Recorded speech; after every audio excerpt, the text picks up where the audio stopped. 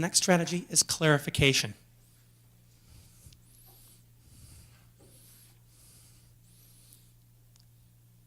The opposite of clarification is assumption.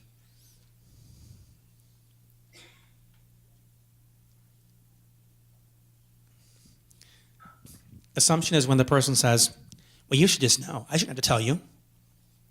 You should be able to read my mind. Assumption is that misbelief that you can read what somebody else is thinking. You know their intentions. You know their beliefs. You don't need to ask them a darn thing. You can read between the lines. I always hear this lousy advice that the important part of listening is to hear what's unspoken. That's garbage. You need to get the other person to verbalize it. Because if they don't tell it to you, it ain't there. You are assuming facts that are not in evidence. If they don't say it, it isn't there. Someone says, you don't read between the lines. I said, because I don't write anything there. I write it on the line. That's what I pay attention to.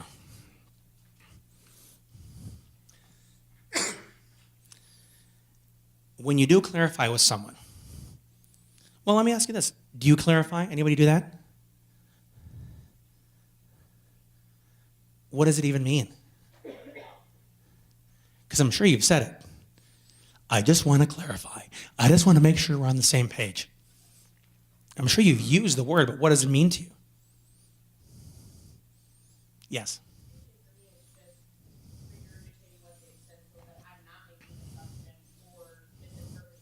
Okay, so for clarification, you'll say back to them the words they used to make sure you heard the words they were using. Important first step. Okay, in the right way? Ah, there you go. So it's more than understanding the words they used. It's also making sure you understand what they meant with those words. Because clarification requires that you share meaning in common. That it meant what they felt it meant instead of what you heard it meant. Does this sound familiar? Oh, I know what you meant. I heard what you said. No, you can't take it back now. No, don't change your words. I know what you meant. Okay, so what you're telling me is you are defending your filter. You filtered it through some baggage that you have that has nothing to do with the way that I meant it. But you're insisting your filter was more correct than what I actually meant. How crazy does it make you when that happens? I know what I meant. You need to make sure and clarify that the way you meant it is the way that was received.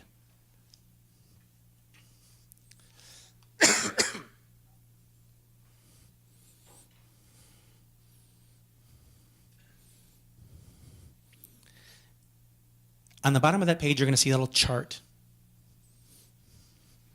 There's certain habits that people have that sabotage clarification. So listen closely. The first saboteur of clarification, as we discussed, is assumption. And essentially, assumption is you think you know what somebody else is thinking and what they meant without them telling you. It's your belief and your gift of mind reading. The second saboteur is projection.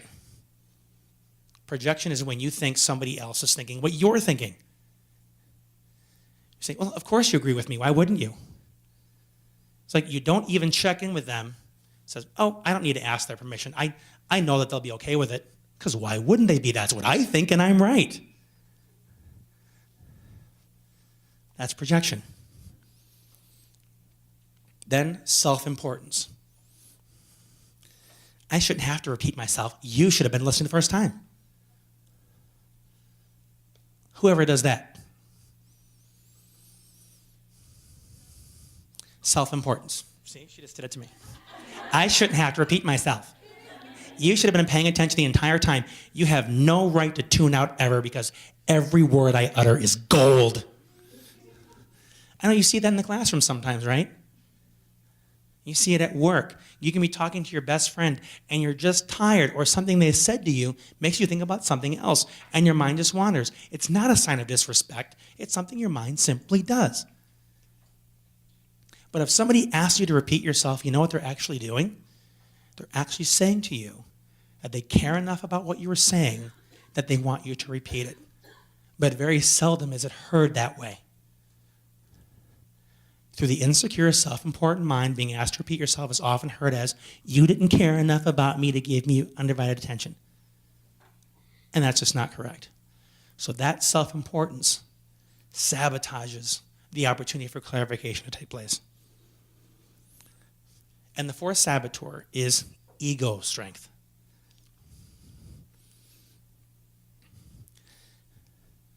And ego strength refers to the fact that you are afraid to ask for clarification because you're afraid the other person would be mad at you if you do. Because one of these other things will happen.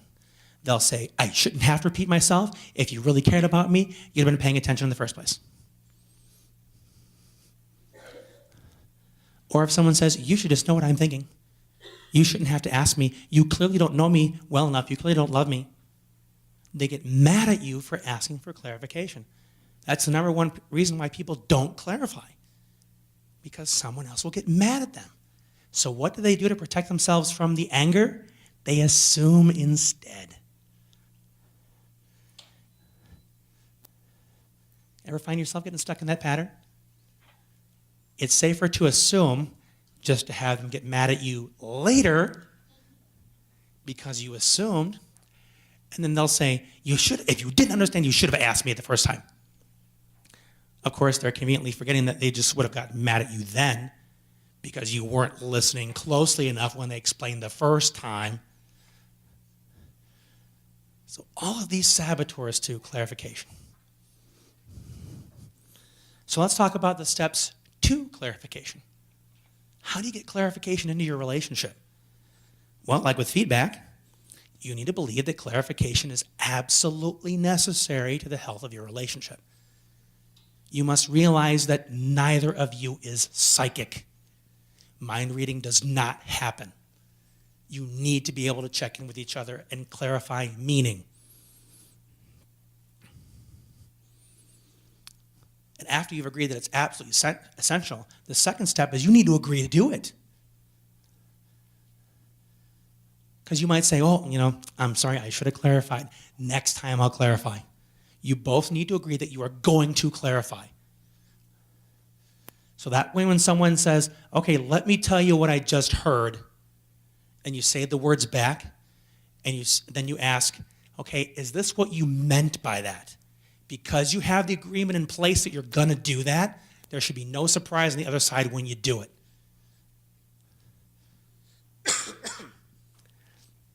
The third step to clarification is asking 360-degree questions, which means you cover all the bases.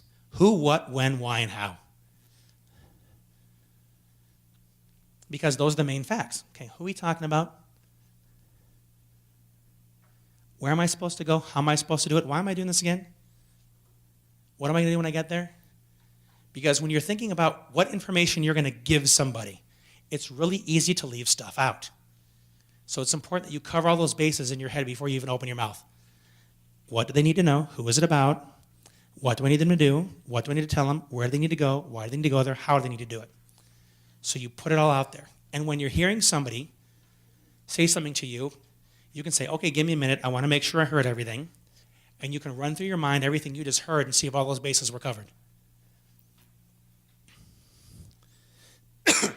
Because the fourth step to clarification is to understand what action is now going to be taken based on this conversation.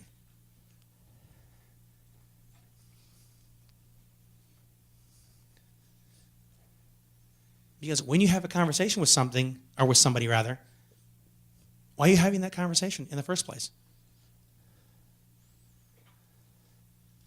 Is it for the heck of it? Any conversation that you have, it's because you want one of three things to happen. You want a person to think differently than they thought before, feel differently, or take a specific action. So you need to know that you've been effective. So you need to know what specific action, what specific feeling. Like, for example, when it comes to focusing on the forward and not the fall.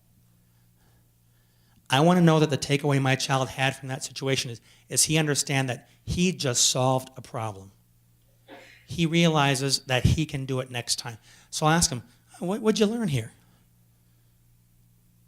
Well, I learned that, it's okay to make mistakes. Okay. So he's having a specific thought about the situation. So how do you feel about that? Did it work out for you? Do you feel mad at yourself? A little bit. Do you feel anything else about yourself? I feel proud. Why do you feel proud? Because I solved the problem. Okay, he's had a very specific feeling. I want to clarify that. So if this ever happens again, what do you think you can do? I can clean it up. Okay, so there's a specific action he can take. So I want to clarify that one of those specific changes has taken place. Because if you give a person a lot of information, you say, do you understand? Uh-huh. You haven't clarified squat. You don't know any thinking has changed, no feeling has changed, and no specific action is going to be taken. Until you know one of those things has occurred, clarification has not occurred. Does that make sense? Because if you don't clarify one of those changes, you say, okay, me and your dad are going to leave for a while. I need you to clean up your room. You understand? Uh-huh. While they're playing the video games. Then you come back, it's not done. I thought I told you what to do. You told me you understood. Uh-huh. No, they understood that words came out of your mouth, and then you left. Unless there is an agreement, a clarification of meaning, the words that were exchanged, and what specific action will be taken by when. That's the point of the 360-degree questions. Who's going to do it? What are you going to do? When are you going to do it? Why are you going to do it? How are you going to do it? When they agree to every nut and bolt, you know they are paying attention. You make agreements to every single one of those. Then you know you have clarification. Then if they don't do it, it's much easier to dish out a consequence. Because they can't claim ignorance on every single point. Well, you didn't say when. You didn't see by the time you got home. Darn it, I missed the when. And they got you. So you ask yourself those questions so you cover every single base. Make sense?